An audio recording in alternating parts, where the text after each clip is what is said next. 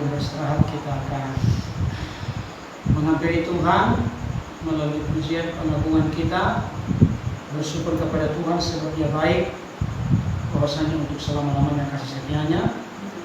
Firman Tuhan berkata, jangan mengandalkan manusia, tapi marilah kita mengandalkan Tuhan. Ini lagu pujian yang saya ciptakan dan tentunya digubah dari bagian firman Tuhan, kiranya dapat menjadi berkat bagi kita.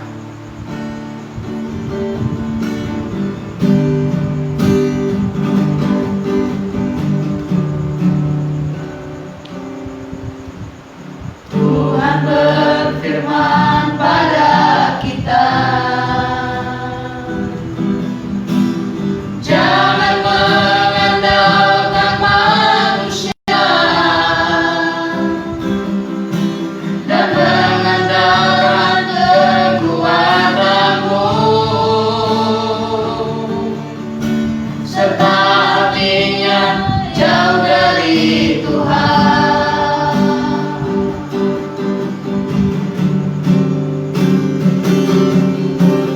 Tuhan berkata pada kita, diberkati yang mengandalkan Tuhan dan menaruh harapan padanya, pasti tak akan dikecewakan. Pandanglah selalu pada Tuhan, carilah dengan senang hati, tiada yang mustahil bagi Dia, kuasanya pasti nyata atas kita.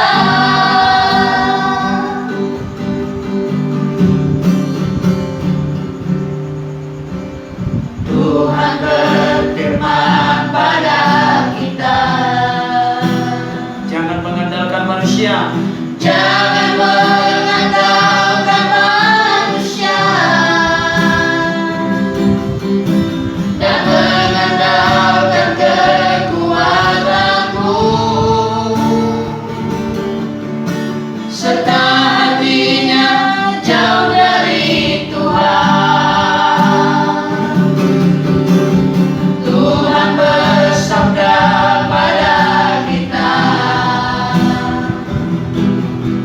diberkati yang mengandalkan Tuhan, yang menaruh harapan padanya,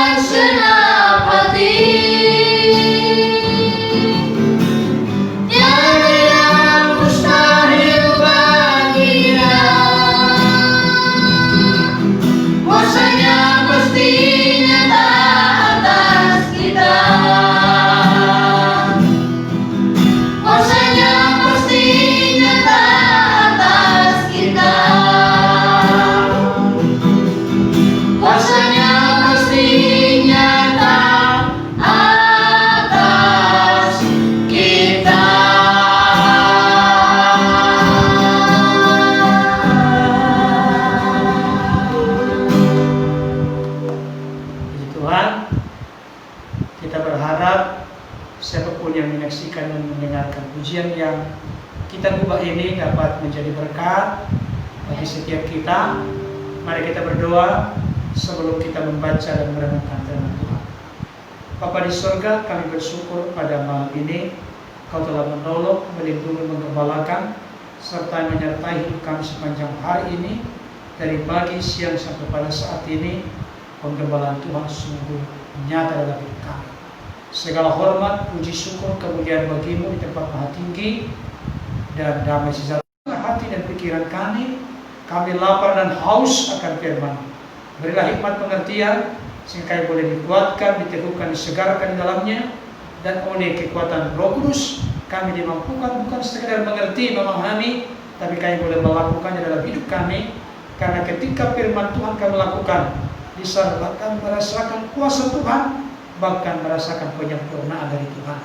Bersabda berfirmanlah kepada kami siap untuk mendengarkannya. Dalam nama Yesus kami berdoa. Amin. Shalom. Shalom. Baik, puji Tuhan. Seperti yang sudah kita lakukan selama ini, bahwa kita membaca firman Tuhan secara rutin. Saya berharap juga teman-teman dimanapun, mari kita galakkan membaca firman Tuhan secara rutin. Tidak usah dulu misalnya 5 pasal, 4 pasal, 3 pasal, 2 pasal per hari. 1 pasal per hari sudah sangat luar biasa. Dan kami sudah sampai kepada 2 Samuel. Ya, ini anak papi Samuel sudah tahu. Namanya Samuel, kita membaca Samuel juga. 2 Samuel 8 ayat 1 sampai 18. Jadi konsep yang kita buat di keluarga kita baca dulu bergiliran ayat-ayat firman Tuhan. Setelah itu baru masing-masing menceritakan atau menyampaikan apa yang menjadi berkat bagi dia untuk keluarga kita. Jadi saling mengisi satu dengan yang lain. Bukan seperti di gereja kita monolog menerima khotbah atau firman Tuhan, tapi kita tidak ada pertanyaan. Kalau di sini kita bisa menyampaikan gagasan kita, pemikiran kita untuk dapat menjadi berkat bagi sesama kita, bagi anggota keluarga yang lain, kita saling menguatkan. 2 Samuel 8 ayat 1 sampai 18. Baik, kita baca bergiliran ke kanan satu-satu ayat. Saya baca ayat 1 dengan judul kemenangan Daud. Sesudah itu Daud memukul kala orang Filistin dan menundukkan mereka. Lalu Daud mengambil kendali pemerintahan atas ibu kota dari tangan orang Filistin. Dan dia memukul kalah orang Moab, lalu sambil menyuruh mereka berbaring di tanah, dia memukul tempat mereka dengan tali. Diikurnya 2 tali panjang tali itu 2 kali untuk mematikan, dan 1 tali penuh untuk membiarkan hidup. Maka orang Moab tak takluk kepada Daud dan harus mempersembahkan upeti. Selanjutnya Daud memukul Hadadezer bin Rehob, Raja Joba, ketika ia pergi memulihkan kekuasaannya pada sungai Efrat. Daud menawan daripada 1.700 orang pasukan berkuda dan 20.000 orang pasukan berjalan kaki.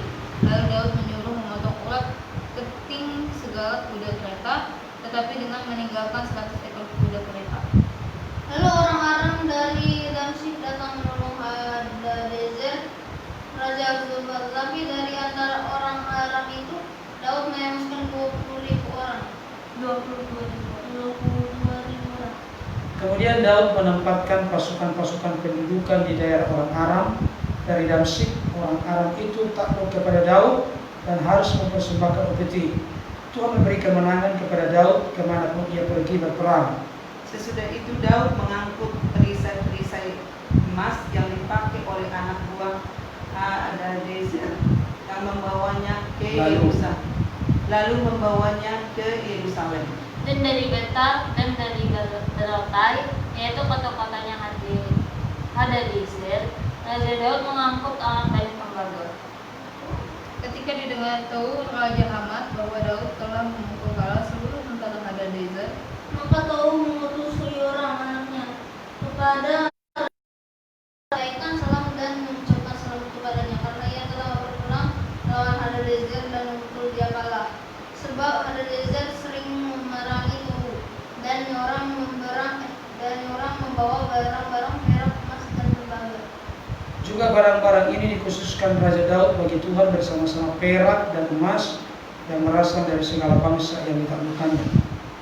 Yakni perak dan emas dari orang Aram, dari orang Moab, dari Bani Amon, dari orang Filistin, dari orang Amalek, dan dari jarahan yang dirampas dari Hadadezer bin Rehob, Raja Joba.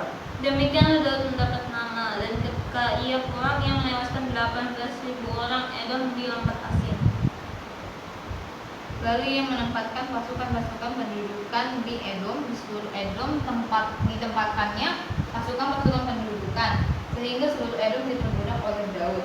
Tuhan memberi kemenangan kepada Daud kemanapun ia pergi berperang. Pegawai-pegawai Daud. Demikianlah Daud telah memerintah atas seluruh Israel dan menegakkan keadilan dan kebenaran untuk seluruh bangsanya. Sama-sama dua ya. Yoab anak Zeruya menjadi panglima, Yosafat bin Ahitub menjadi bendahara negara, Zadok bin Ahitub dan Ahimelek bin Abiatar menjadi imam, Seraya menjadi panitia negara, Benaya bin Yoyada menjadi panglima orang Kreti dan orang Pleti, dan anak-anak Daud menjadi imam. Amin. Amin. Sesuai itu pembacaan firman Tuhan. Ayo mulai dari yang bungsu, apa yang didapat dari bacaan kita ini? Coba Samuel. Apa? Dari pilih nggak kemana-mana ya.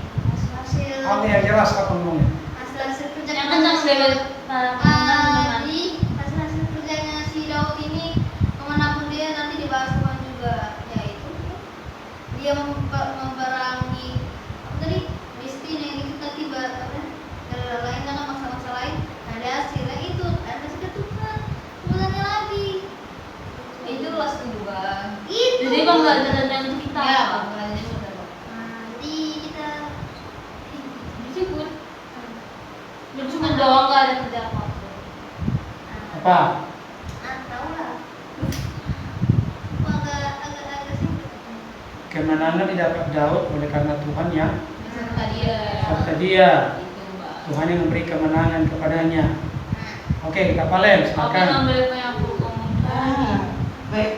Katanya Papi ambil yang dia mau ngomongkan. Copy Masa paste. kita Oh, masa kamu nggak tahu yang lain? ada tahu tapi saya udah dapet itu kopi ini lah. Jadi kemenangan Daud ini yang memang jadi karena diulangi oleh Tuhan kan. Jadi jangan cuma pengen dekatnya oleh Tuhan, tapi kita memang harus Berjuang. berjuang dulu untuk dapatkan apa yang kita Itu inginkan. ya aku lah. Iya. Kakak Eci. Itu aku tadi lupa loh. Tuh kan, dan itu dia tadi sini kan sini. Jadi begitu sih malam ini. Cari yang lain. Enggak, tapi emang tadi aku untuk tadi di situ. Jadi kalau kita diberikan berkat bukan hanya kita menerima, tapi kita mau memberikan untuk Tuhan gitu.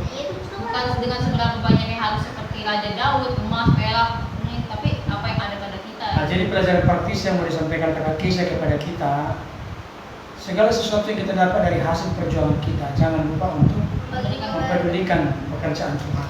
Soalnya itu bukan hasil karena kita, karena emang sama Karena Tuhan. memang Tuhan yang memberikan kekuatan ya. Iya, oke, Semami silakan. Ya pokoknya dari ayat firman Tuhan ini dari 2 Samuel 8 ayat 1 sampai 18. Ya saya perhatikan di sini kemenangan-kemenangan yang diperoleh oleh Daud itu saya rasa nggak instan, nggak tiba-tiba gitu. Iya. Kalau kita perhatikan, kita sudah baca dari 1 Samuel bahkan sampai 2 Samuel ini bagaimana perjuangan Raja Daud ya. Sekalipun dia sudah diulang dari Samuel, dia tidak tiba-tiba langsung dia jadi raja Israel. Nah, masih dia berhadapan dengan Raja Saul. Nah, sampai dia mau dibunuh, sampai dia pergi ke gua, kemana-mana dia berjuang untuk melawan musuh-musuh, bahkan juga orang Filistin ya. Ini prosesnya sangat lama. Nah, yang saya perhatikan di sini, kemenangan itu tidak didapat gampang apa yang kita pikirkan. Artinya begini, saya ambil dari ketarik dari saya pribadi. Jangan kalau kita lihat orang sudah sukses, sudah berhasil, kita lihat enak ya, gampang ya. Kita tidak tahu bagaimana perjuangan dia.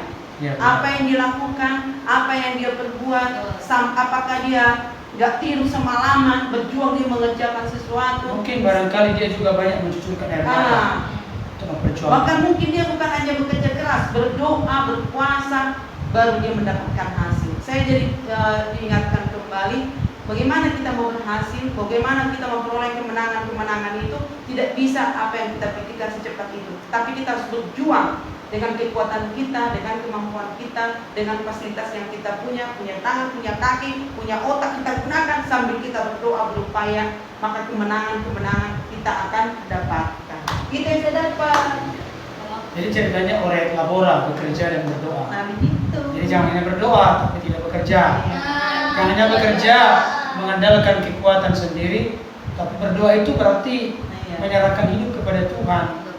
Kehendak Tuhan yang Iya jadi. gini, saya lihat ya, apalagi sekarang suasana COVID ya, semua orang berusaha berjualan ini, berjualan itu, baik di Facebook, baik di WA, dari grup ke grup segala macam, jualan segala macam, bahkan juga mau ngojek, mau ngapain semua, mau kerja apapun dikerjakan. Tapi ingat, saya mau ingatkan, ingat seperti Daud, dia tetap bergaul karib dengan Tuhan. Ya kan? Ketika dia mau mengalahkan musuh orang Filistin, dia tanya kepada Tuhan, apa aku melawan Tuhan? Apa aku mundur atau apa? Dia tanya Tuhan. Jadi kalau kita memperoleh kemenangan, kita juga harus berkomunikasi, berhubungan baik dengan Tuhan. Itu. Amin. Ya, tadi sudah disampaikan oleh teman tadi bahwa memang untuk mendapatkan sesuatu itu tidak seperti semudah membalik tangan.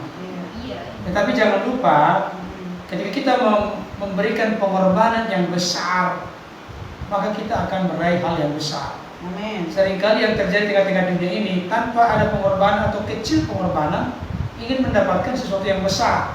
Misalnya kakak Kesia punya cita-cita yang sangat tinggi, berarti pengorbanannya untuk menyisihkan hal-hal yang lain mengganggu untuk mencapai cita-cita itu harus disingkirkan. Jangan ada kompromi, karena ingin menggapai sesuatu yang besar, maka berikanlah pengorbanan yang besar. Amin. Coba dulu, Yesus memberikan pengorbanan yang besar dengan menyerahkan nyawanya.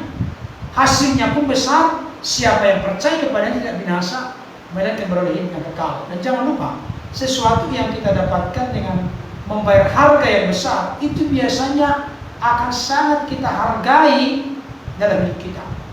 Karena kita sudah merasakan bagaimana cucuran air mata, bagaimana keringat begitu banyak, bagaimana perjuangan yang begitu berat dan besar, kita akan hargai itu. Dan kita biasanya tidak akan lupa dengan Tuhan. Amin. Kita akan tetap mengandalkan Tuhan, kita akan tetap membutuhkan Tuhan dalam hidup kita. Yang kedua, memang jangan salah mengerti. Konteks bacaan kita ini, Daud berperang dengan ini, berperang dengan raja ini, berperang dengan raja Joba, berperang dengan ini. Konteks perjanjian baru, Paulus telah mengingatkan kita bahwa perjuangan kita, peperangan kita bukan lagi melawan darah dan daging. Sekalipun memang real dan nyata di tengah-tengah dunia ini masih ada sekarang ini yang melakukan peperangan. Dan tentunya itu bisa diperdebatkan berbagai kepentingan yang ada di sana. Ada politik, ada uang, ada ekonomi, dan lain sebagainya. Tapi yang jelas perjuangan kita bukan lagi melawan darah dan daging, bukan lagi fisik dengan fisik. Perjuangan kita adalah melawan pemerintah-pemerintah, penguasa-penguasa, roh jahat di udara. Itu yang menjadi perjuangan kita. Makanya di dalam firman Tuhan, iblis itu tidak pernah dikatakan menjadi sahabat orang percaya. Tunduklah kepada Allah, lawanlah iblis, maka iblis akan lari daripadamu. Jadi lawanlah. Berarti lawan kita, musuh kita adalah iblis. Jadi jangan sampai nanti, di Alkitab si Daud berperang dengan ini, maka saya mau berperang dengan ini. Bukan seperti itu lagi sekarang. Peperangan kita adalah peperangan rohani sekarang. Dan bagaimana supaya kita menang? Berikat pinggangkan kebenaran, baju jeratkan keadilan, ya kan? Berkasutkan kerelaan, memberitakan Injil damai sejahtera. Ada ketopong keselamatan, ada perisai iman. Itu firman Tuhan, nanti bisa dibaca itu dalam Efesus 6 ayat yang ke-10 sampai 18. Itu senjata rohani orang percaya. Amin. Kita pasti menang. Tapi yang jelas seperti sudah disampaikan tadi, kita menang oleh karena Tuhan ada bersama dengan kita. Makanya firman Tuhan berkata, jika Allah di pihak kita, siapakah yang menjadi lawan kita? Mari kita tempatkan diri kita di pihak Tuhan. Artinya hidup kita menyenangkan Tuhan. Betul. Maka percayalah, Tuhan pasti ada di pihak kita. Amin. Amin. Menang bersama Yesus Tuhan. Kita menang lawan iblis.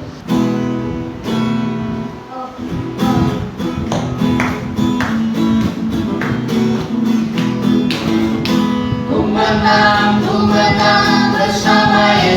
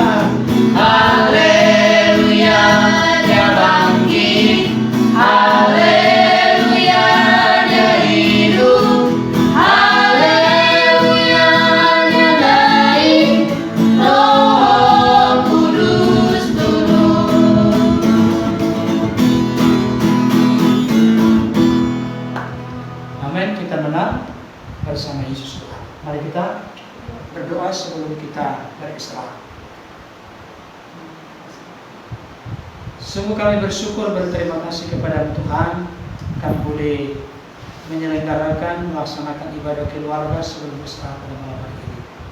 Biarlah pujian, pengagungan, penyembahan kami meneguhkan, menguatkan kami, menjadi hormat dan kemuliaan bagi nama Tuhan. Firman-Mu yang sudah kami dengarkan, Roh Kudus yang menanamkan dalam hati kami kuat, kami menang karena kami bersama dengan Tuhan. Karena Tuhan menyertai kami dan apapun yang kami lakukan kerjakan berhasil di mata Tuhan. Dan ajarkan kami untuk berjuang dalam hidup ini dengan pengorbanan yang besar. Tuhan menyediakan berkat yang besar. Terima kasih untuk firman-Mu, tanamkan dalam hati kami. Oleh Kota Roh Kudus kami dimaksudkan untuk melakukannya. Malam ini kami beristirahat. Roh, jiwa, tubuh kami adalah milik kepunyaan-Mu Tuhan. Jagai kami, lindungi kami, tutup bungkus dengan kuasa-Mu. Jauhkan kami dari segala mimpi buruk, gangguan kuasa-kuasa apapun. Biarlah roh, jiwa, tubuh kami aman, nyaman, tenang dalam genggaman tangan Tuhan. Kami berdoa Tuhan untuk pekerjaan Tuhan. Tuhan tolong pertumbuhan pertambahan jiwa untuk seluruh jemaat Tuhan, siapapun mereka, dimanapun mereka berada. Gembalakan mereka malam hari ini, biar mereka boleh beristirahat dengan damai dan sukacita. Bahkan untuk pembangunan yang sedang kami gumulkan saat ini dalam proses penyelesaian, Tuhan tolong bukakan jalan, bukan berkat, sehingga semuanya boleh terselesaikan. Tuhan tidak pernah bekerja separuh, Tuhan bekerja lengkap dengan sempurna, karena itu berkat mencurahkan bagi pekerjaan Tuhan. Kami juga berdoa untuk keluarga kami jauh dekat dimanapun, peliharakan mereka, ingatkan mereka dari zaman ini untuk tetap memiliki hati yang melekat kepada Tuhan. Kami berdoa Tuhan, untuk anak Tuhan, hamba Tuhan yang selama ini peduli Tuhan, makin disuruh berkat bagi pekerjaan Tuhan. Berkati mereka dalam rumah tangga, usaha, pekerjaan, apapun yang mereka lakukan dan kerjakan yang berkenan dan dikenan Tuhan, dibuat Tuhan berhasil. Nama Tuhan ditinggikan, dimuliakan, membawa kedamaian, ketenangan, sukacita berlimpah bagi mereka. Kami terus berdoa bergandeng tangan bersama dengan orang-orang percaya yang lain untuk bangsa dan negara kami yang sedang mengalami pandemi virus corona atau COVID-19 yang masih merebak saat ini. Mohon belas kasihan Tuhan. Kami sepakat sehati berdoa, berteriak berseru kepada Tuhan di dalam nama Tuhan Yesus. Enyahkanlah virus corona ini dari bangsa kami Tuhan. Biarlah badai ini segera berlalu sehingga segala aktivitas dalam berbagai segi kehidupan dari masyarakat Indonesia boleh berjalan dengan baik tanpa disertai atau diganggu dengan ketakutan atau hal-hal yang lain yang negatif sekali. Terima kasih Tuhan, terima kasih sekali lagi. Malam ini kami beristirahat. Kuasa kami kiri kanan depan belakang sekeliling kami, bahkan juga RT kami, RW kami, lurah kami, Tuhan menyertai tokoh-tokoh masyarakat, tokoh-tokoh agama, Tuhan memberkati. Terpuji Tuhan, inilah doa dan seruan kami naikkan kepada dalam nama Tuhan Yesus Kristus kami berdoa. Amin. Oke teman-teman dimanapun berada, sekian ibadah keluarga kami pada malam hari ini. Mudah-mudahan memberi semangat, inspirasi bagi Bapak Ibu Saudara untuk terus menggalakkan dan menghidupkan mesbah keluarga atau ibadah keluarga.